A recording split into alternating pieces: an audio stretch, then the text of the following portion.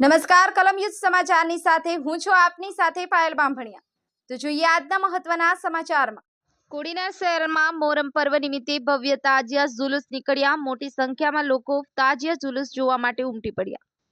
તાજિયા જુલુસ સમયે કોડીનાર તાલુકાના police PI Patel સાહેબ તેમજ પીએસઆઈ ચાવડા સાહેબ, દવ સાહેબ તેમજ ડી સ્ટાફ જવાનો સહિતના પોલીસ ચુસ્ત બંદોબસ્ત સાથે મોહરમ પર્વના તહેવાર નિમિત્તે સમગ્ર દેશભરમાં મુસ્લિમ સમાજ દ્વારા મોહરમ પર્વની ઉજવણી કરવામાં આવી છે।